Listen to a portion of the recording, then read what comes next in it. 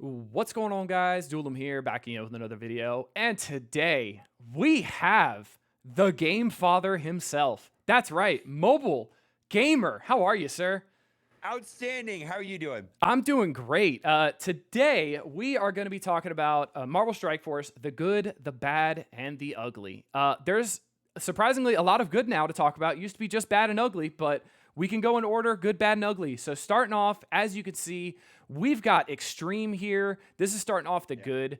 I feel like Extreme is becoming one of the best teams in the game, honestly, for their usability in war. I use Nightcrawler in Arena for his speed mechanic, his turn one stun.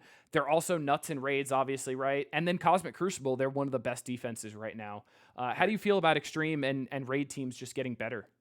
Okay, so there's three things that I like about the Extreme X-Men. And this is in a broader sense. There's three things that I like about this specific team that applies to other things in the game. One is that this was a new team that had two reworked characters. One of them, everybody already had built out. So this was not a new team where we had to buy 5 characters. Most people already had Gambit built up, and it didn't take a lot of work to get Gambit up and running. Most people already had Gambit built up for Apocalypse, right? And then Cyclops, right? You probably had to build a Cyclops. So basically, it was just 3 new characters, right?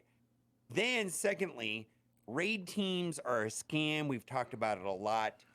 Even to a lesser extent, like Bifrost right now and Invaders are a scam. If you know what I'm talking about, like when they're like, if we look back at like Web Warriors and we look back at like Bionic Avengers, Mm-hmm. like what do you do with them today, right? Bench.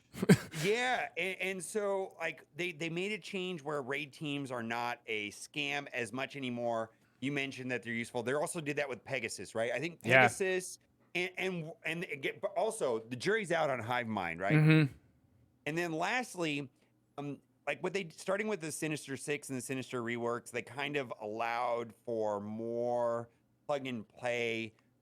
You can actually theory craft with the Sinister Six tag and build multiple teams. It looks like they're doing that right now, specifically with Gambit and Nightcrawler. Yep. Now that remains to be seen, but even when this team is no longer a raid team, I personally think we're going to still be getting value out of Nightcrawler and Gambit. I couldn't agree more. I think just the out of turn pings from Gambit are always going to be good, especially with how much damage he does. Nightcrawler's turn meter mechanic, charge, all that good stuff is awesome. Speaking of Nightcrawler, brings me to the next point of good is the CC meta has changed because of this team. This Yeah. team changed room 5 or room 4, depending on where you're running them. But that had a ripple effect across the entire season. I'm seeing defenses right now that I haven't seen all season because people have the flexibility to put Extreme in 5, then they're putting Unlimited in 4, then Gamma's going somewhere else. Like the changing of the season midway through has just been so fun because CC, even though it's super long right now, it doesn't feel stale yet, honestly. Yeah. And so that was a function of the prescriptive teams where there was room bonuses where there was only one correct team to play on defense, and then oftentimes there was only one correct offensive team to use, which created boredom and stale. So what's happening now is the room bonuses are less prescriptive. Mm-hmm. Some of them are interesting, some of them are uneventful, frankly. Some Yep. of them do very little to nothing. So what's happening is a new team comes in and that changes the meta. And I've seen more variety and more changes and less boredom with less prescriptive room bonuses. Absolutely. It makes people think, and that's how you have fun with the game is you think more and you get to be able to try new things. Going next, we're going to talk about slowed character cadence. That's the last good thing I want to talk about. They have kept their promise. They said they were going to slow it down because sometimes we were getting 4 characters a month, which is a lot, especially for people who spend. If you're spending 50, $100 per character, that's a lot of money. Slowing this down has had a direct result on my gold. You could see at the top here, I have 154 million gold. I would have never dreamed of this a year ago. So I feel like this change alone to the slowing the character cadence has helped out so much in my gold, training mats, gear. This goes across every economy that a character sucks up because of those 3, 4, 5 extra days that we're getting that we used to not be able to get because it adds up. Yeah, I have more access to more gold, but I'm skeptical that I'm not going to run out of training materials. I feel like I feel like this is kind of in the, we're talking good, bad, ugly. I feel like it's still kind of bad. Like I feel like I'm going to just spend this gold when I finally get to 96, and then I'm going to run out of training Trading mats. materials, and then we'll see. I'm not sold that it's good. Yeah, All right. we got to see. We got to see. And the economy changes they want to make to some places. Yeah. Let's see how it works, right? Kicking off the bad is going to be Gwenum. So the bad about Gwenum is Gwenum's bugged right now. Like we had a decent stint of no bugs, but now we're getting back into a bug, and I know a lot of bugs are found by envoys and people on the test server that people never Right. see in the public. Correct. But a raid team, a team that people have been really excited for. Like, this character looks awesome. Being Right. bugged is just it just leaves a salty taste in your mouth. Yeah, her passive is not working correctly. So Mhm. basically, the way it states is that when she's placed on a team that has hive mind, and when the hive mind member goes under 50%, they get some evades.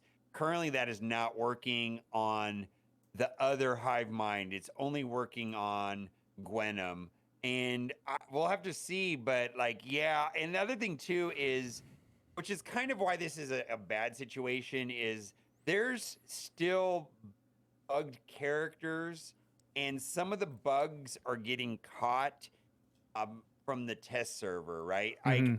It just kind of baffles me. Some of them, like this one right here, required a larger number of players to find it, right? Like a small group of players. How many people on the test server? I don't know how many, 20 or 30 people, Mhm. maybe more. But it's not enough, right? This needs to be put out to like tens of thousands of people to find some of these more obscure bugs. But yeah, I don't understand why we still have bugged characters. I don't know. It just baffles me sometimes. Better than it was, but it's still not great. It's frustrating. Next up for bad, we're going to be talking about passes and the differences between the passes. Obviously, paid track on top, we got the free track on the bottom. I feel like the disparity between the two, it is just so much. I mean, it's not even close on some aspects. You'll see the catalyst. You're getting like an extra like 7 times amount of catalyst compared to the free track. Right. Silver, which is useless. Silver promo credits are completely useless for most people now, compared to getting 300 gold ones, which some people still need help for. Getting 2 compared to getting 100. Like, this is teal gear that we shouldn't really be fighting for. You see, I have 2,500 of it, but we shouldn't be struggling for this. This should be 50 on the bottom, 100 on the top, make it equate more, and then the things like gold, character shards, I'm okay with having a bigger difference, but 2 here and 50 up top is ridiculous. It's nuts. Yeah, so this becomes a haves and have-nots, and the problem with the battle pass is it's not one battle pass. We have one a week, so it's $20. So like then you're spending $80 to play a game. If you want to get the boosted rewards. Now, I do want to say that for people that are willing to spend $80, I do think this is the first place to spend $80. The value is there if you're going to spend $80, but if you're a free-to-play player, the spread between people that are willing to spend the $80 a month versus the people that are not, or just don't see the value, it is going to create a gap between the free-to-play and the battle pass spenders. Yeah, absolutely. And that gap is going to continue to widen because, like you said, it's $80 a month. Like, that's $80 a lot of money. Like, I'm thinking of like a lot of money. It is. Like, I was playing Marvel Snap, and they had a single $10 battle pass. We're at $80 for 4 weeks. It's not even a month, by the way. Yeah, it's 4 weeks. Yeah, 28 days. There you go. And then you have something like Clash of Clans that has $5 a month. $5 a month since they ever put it in, and it's been the most successful ever. That's a lot of money. That's a lot of money. Yeah. That's a lot of money. Finishing off the bad category is going to be raids. Are they too hard, mobile gamer? I think they're in a good place. Personally, I don't do the skill section of the raids, which is obviously the part that everybody's struggling with. I know you do the skill section of the raids, so you'll have a better kind of insight on it and how many cores you're spending a day and how much you've upgraded your invaders. So what do you think, bud? I think the problem that I have with raids is specific to that team, and that the team is useless outside of raids. We kind of talked about this. Is kind of one of the things that's super annoying is like teams like Bifrost and Invaders generally have little to no use. Maybe Vol has some use outside of raids, and Nick Fury has some use out of raids. And so the difficulty is tuned in such that even with a very large invader team, it's a struggle, right? Not a total struggle, but to get through it on a daily base requires and then I've got like a 2.1 million invaders, right? Why? Yeah. It's a complete waste of resources. Now I mean they are incentivizing what every 2 weeks, like the top 100 alliances get diamonds on a particular character. Initially that was Cyclops, then it was Vulture, and then it's going to be Weaver. And so, if you want to participate in that, then you're kind of forced in a situation to be in an alliance that's like-minded and willing to put forth the effort and invest in potentially bad teams if your alliance overall wants to place the highest. It's kind of a strange thing. Are they too hard? I mean, so in the good category, at least everybody's lane is the same. Remember when they used to do it where everybody had different order of the lanes? And so Mm-hmm. like right now, the hard part of the raid is the skill, right? It's at the end of the raid for everybody, right? Where the way they used to do it was that um, lane A skill would be at the beginning, right? And Right. then what do you do, right? Then Yeah. that lane is just screwed if you don't want to get through skill. So they made some small changes. I don't know if it's too hard. It's just hard. Sometimes hard things are good, though. I don't know. Yeah. That's what she said. You throwing me off there, man. Come on.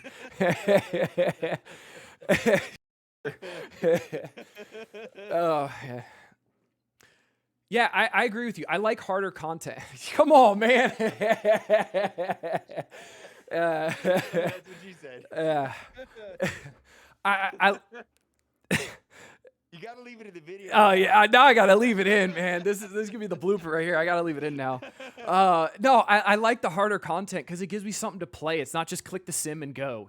I like being able to play. And if I want the choice to sim, I gotta level them up way past the point of comfortability, like you have with invaders, even to just play them. Right? I'm deciding, hey, it's not worth it. I'd rather just wait for the skill team to come whenever it comes and move on from there. And kicking off the ugly section, the salt. Everything we love about Marvel Strike Force is salty. Is the Sentry credit? It's going to be the event that was running for the Blast Off to 100. To kick off this event, the currency was wrong. The ratio was wrong. It was a 2-to-1, which made it so you'd have to spend like 3,000 cores a day to get the event item, which is nowhere near what they've portrayed in the past of how much engagement they want to get one of those. Do you think this is something that like, hey, it's bound to happen every once in a while, or because I feel like it's unacceptable? Do you feel like it's unacceptable too? Well, and we talked about this a little bit, but there's situations where people get like 24 early access to the blog post. They're catching stuff in advance and I'm telling you, like half the stuff is not even making it into the game. Like these things are actually more common. And like this particular screw up with this, where it had the 2-to-1 ratio instead of the 6-to-1 ratio, and it was bad for 2 hours. It's actually worse than that, is what I'm trying to tell you. It's like, oh my God. Yeah, it's just something that shouldn't be done, because if they were more transparent in the blog and it said the ratio when they announced the event, then we would know, hey, it's meant to be 6-to-1. This is just it's a coding mistake, whatever it is. Mistakes can happen. But I feel like the fact that they're not as transparent in the blogs as they can be, that it creates for more confusion for them, and then even more confusion on the player base, which is when everybody just pulls out the pitchforks to just riot on Reddit and in your chat, my chat, all these kinds of things. The thing that bothers me the most is when information is given to Archangel, which he believes is correct, and he publishes it, right? And there's somebody at Scopely that knows it's wrong, and then that person doesn't read the blog post, doesn't read it over the weekend, doesn't read it on a Monday, doesn't read it on a Tuesday, and then it goes in game and it's wrong or different than the blog post, when there was a person over there that could have looked at the blog post and said, hey, this information's wrong, can you change it, or send out a note to the community. That baffles me, that the person that actually knows the correct accurate information is not even bothering to look at the blog post and what the community sees. Yeah, the right hand's not telling what the left hand to do, Yeah. and it's just it's causing confusion, and then it makes people who are not culpable for these mistakes look bad in the public eye, unfortunately, which I It doesn't completely happen as agree much with. as anymore, but it still happens. Yeah. It still shouldn't happen, and especially with something with a leaderboard with diamonds on Nova, it brings us to our next topic. Level 100, I'm okay with coming. It's the natural progression of the game. Diamonds, I'm also okay with coming because it's the natural progression of the game. The problem and why it's in the ugly section is because they came very close together. So Kraken's got a massive jump from Diamonds, right? Because they had a bunch of Elite 7 stayed up, all this stuff. They're going to spend money on it. And then level 100 comes a few months after that. So it just compounds, right? It's back to back. And then now that gap has just gone from a little bit to a lot, because you've seen the stats for level 100. It's about 20% for a jump. In damage and health, which is the main two stats, right? Your character's alive and your character's going to be killing. So those are the main two stats that get affected the most. Do you feel like it's bad that level 100 and diamonds came close together, or do you feel like they let them breathe enough and there's enough breathing room between the two?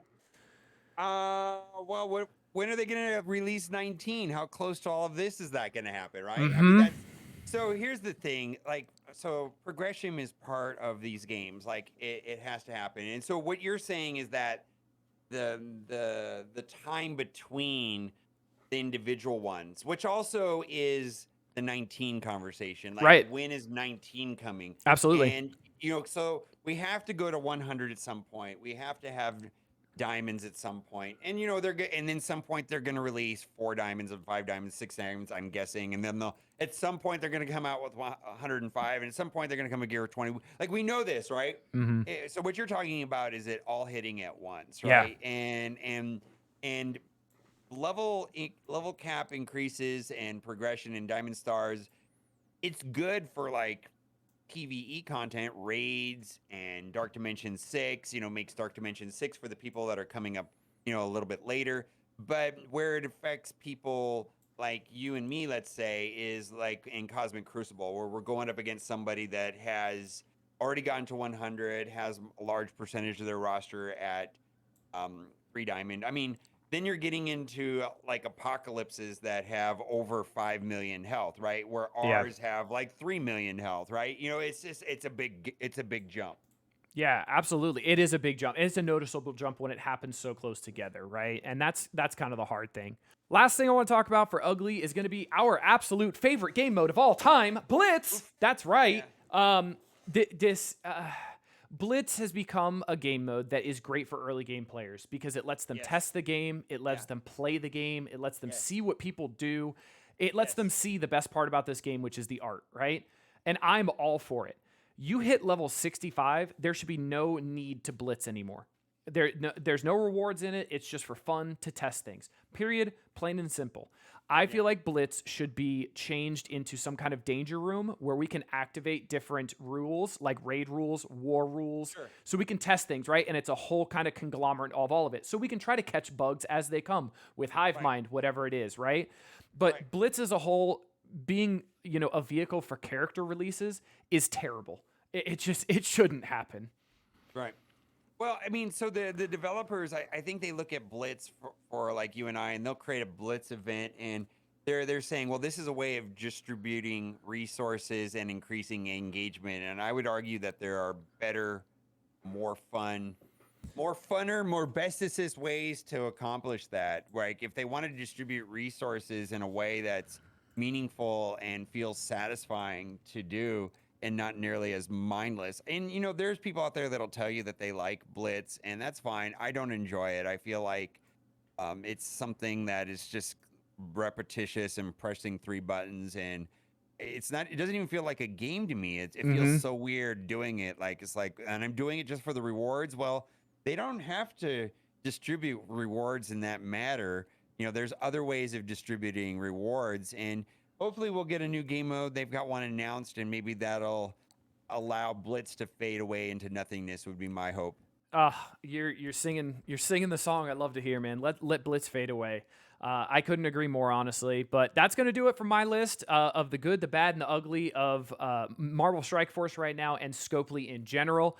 Mobile Gamer, we're going to do a video on your channel as well of your list. I've got a different list on my Boomer pad. Don't look at it, but I've got it right here. It's top secret. Top secret. Well, Top secret. Yeah. Top secret. But Boomer, thank you so much for coming on. I really appreciate it. I hope you guys enjoyed the video. If you guys have a different list, some other topics you want to throw down in the comment section, please do so. I respond to a lot of the comments in my videos. But until next time, this has been Duelum. Later, y'all. What?